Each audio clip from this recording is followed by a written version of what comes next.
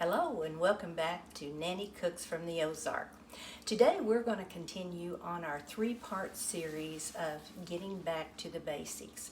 You know, we're living in very different times right now. We're coming off of a pandemic. Our supply chain has been compromised, and we're dealing with inflation also. So we're going to give you three different scenarios in this three-part video of how you maybe can sustain or you can make things at a cheaper price. So today we're going to start making bacon. My husband and I have done this for several years, and we usually do it twice a year and make enough bacon to last us the entire year.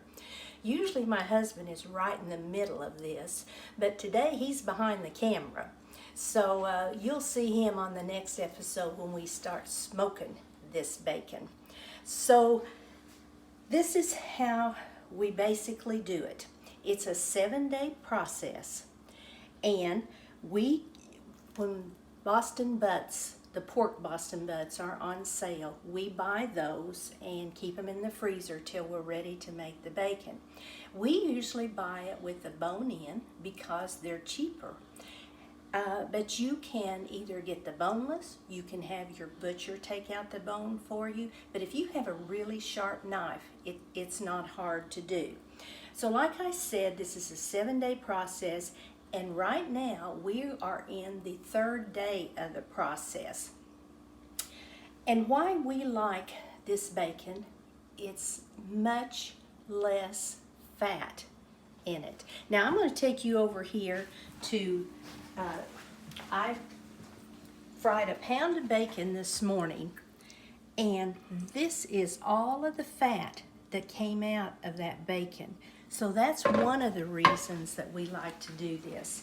Now, our bacon, after it is cured, looks like this. Sometimes we do a pork tenderloin when they're on sale too. And if you're really concerned about the amount of fat in it, you can use the tenderloin. But our first choice is the Boston butts. Now, why are they called Boston butts? I don't know. Because the Boston butt is actually right behind the head of the pig. And some people will use the shoulder, which is just below that. But the Boston butt is our favorite. So we've purchased our Boston butts. We've deboned them. And we trim off most of the fat. You want to leave a little bit of the fat for flavor. Now, we rub it in a mixture, like for 1 3 or 4 pound Boston butt, you would use a 1/2 cup of this Tender Quick. It's a preservative product. Now some of you might say, oh, but it has nitrates and other preservatives in it. But trust me, there's a lot less preservatives in the way we do it than the bacon that you get at the store. So for a 3 or 4 pound roast, we use a 1/2 cup of Tender Quick and a 1/2 cup of brown sugar. After we have split the roast in half, so it will look more like bacon slices, we rub this mixture on it.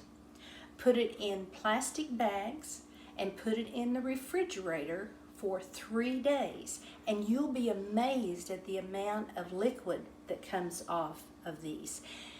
Every day we go back and all we do is flip that Ziplock bag, and we do that for 3 days. So this is where we are right now. So we have taken them out of the refrigerator, we have drained the liquid off of them, then we will put them back in the Ziploc bag and put them in the refrigerator for 4 more days. So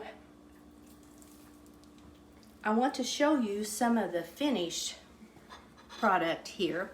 This is the bacon that this is actually tenderloin that we have fixed and fried in the skillet. It is so tasty, and you'll have it on hand. You don't have to worry about the high price of bacon, and so this is just a good thing. So we will be back in 4 days, and we will rinse these thoroughly and soak them in cold water for 2 hours to get the salty taste out of it. And then we will dry them thoroughly, and then my husband will smoke them on his smoker. Now, before he puts them on the smoker though, we heat up, you can use honey, you can use maple syrup, you can use molasses, whatever your choice to be. And we heat that up and brush it on this meat before they go into the smoker. And you can imagine what a good flavor that gives to it. So stay tuned, and we will be back in 4 days to finish up this project. Have a good day. Hello, and welcome back to Nanny Cooks from the Ozarks. We are still in the process of making our hillbilly bacon. If you've watched earlier, we kind of explained about how this process is. This is a 7-day process. We start out with Boston butts, that's pork Boston butts, and hubby debone them, and we put them a mixture of Tender Quick and brown sugar on them, put them in plastic bags, and put them in the refrigerator for 3 days. And every day we would go back and flip them. Then after 3 days, we drained the water off of them and put them back in the refrigerator. So now we're at the process of finishing up. After we take them out of the refrigerator on the 7th day, we rinse them really good and soak them in water for about 2 hours. And this gets a lot of the salty taste out of it.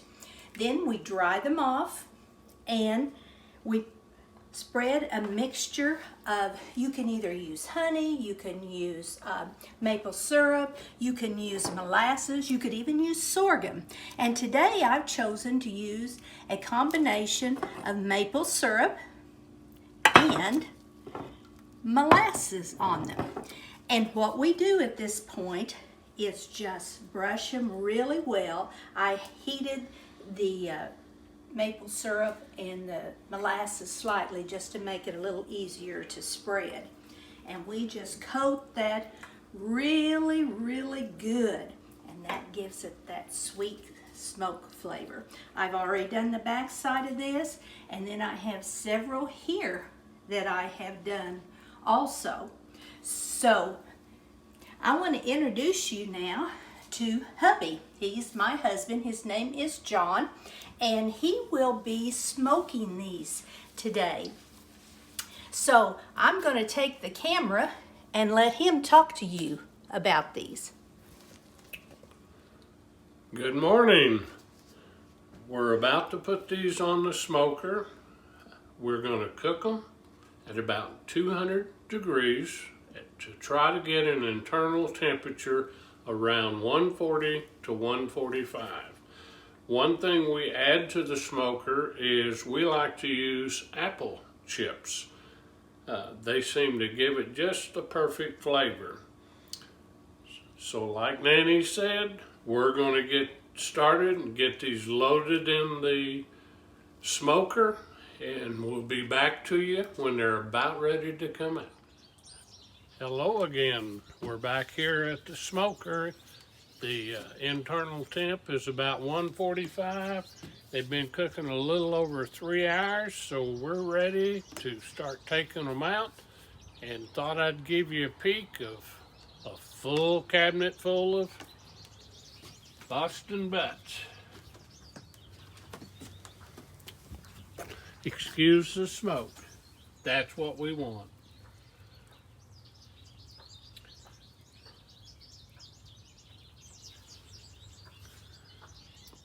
Now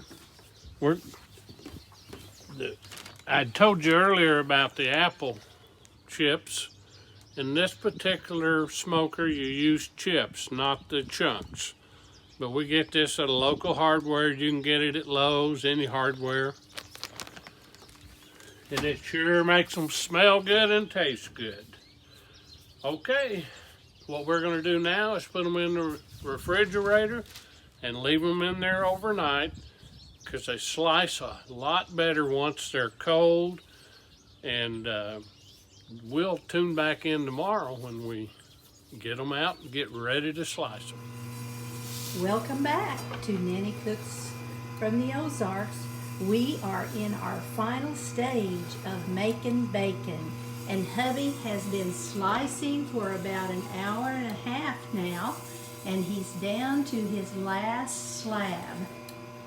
But look at all of this good bacon, wow, that we're getting. We have this pan full here. I have already started packaging some, and I did a little calculating this morning on this bacon. And if you buy a decent quality of bacon at the grocery store, right now you'll pay at least $6.50 a pound. We had 18 pounds of meat when we finished smoking them, so that would be a total of $117 if we went to the store and bought this bacon. Our bacon cost us $63 in total, and that's for the pork butts, that's for the tender quick, the brown sugar, the maple syrup, and the molasses. So that means that our cost in the bacon is $3.50 a pound, as opposed to at the store you would pay at least $6.50 a pound. So, and another byproduct of doing our own bacon is we get this bowl of end pieces that are great to use in beans or other vegetables or in casseroles too. But let us just show you one of these pieces of bacon. There's just a small amount of fat in it, and they fry up nice and crisp. Now my hubby slices it thin because we like crispy bacon. Now briefly go through the process with you again. This is a 7-day process. At first, we take the pork butts, and my husband debones them because that's cheaper than having them deboned at the store. We put it in a mixture and rub it with tender quick and brown sugar. Put it in the refrigerator for 3 days, turning it every day. Then after 3 days, we pour the liquid off, put it back in the refrigerator for 4 more days. Take it out, soak it in cold water for 2 hours, dry it thoroughly, and then smoke it on the smoker. My husband smoked these yesterday about 3 hours, and oh, did it smell good at our house. So that will be the end of the process of our bacon, and I want to show you hubby here because he's kind of tired. He's been slicing the bacon, making bacon. So we will pause this for a few minutes, and then we have a big announcement to tell you. We'll be back shortly. We're back again. We've been teasing you for a few weeks that we have a big surprise coming up. You know, for several years, people have asked me, why don't you write a cookbook? And I always thought that would be overwhelming to me. But guess what? I've written a cookbook, and it is called Nanny Cooks from the Ozarks, Basic Family Recipes. And this is truly a trip down memory lane for me. Every story in my recipe book, or every recipe, tells a story. There's 90 pages in it, and there's 90 recipes.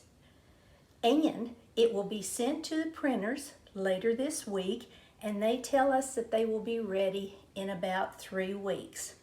So, how do you order these books? Well, we will be putting a post on Facebook and also on YouTube, and you will be able to pay with PayPal, credit card, debit card, or if you want to pay by check or money order, we will have a post office box you can send it to. All of this information will be posted on Facebook and YouTube. Now, the cost. You know, everything has gone up, and we've tried to keep it as reasonable as we can.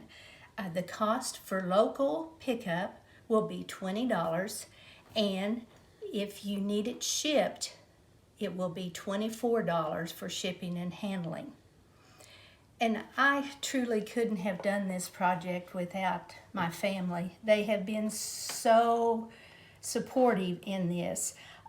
Our daughter went through all the recipes and proofread them because she's a professional writer and she has the patience to do this. Our son helped us take care of some legal matters that are involved. You wouldn't believe all the steps involved to do this. And hubby was there with me all the time, encouraging me, and he liked to test the recipes too. So this was truly a labor of love from our family. And we will update you as soon as we can, and we will have the link for you in a few days. So I hope you have a great day, and we'll see you later.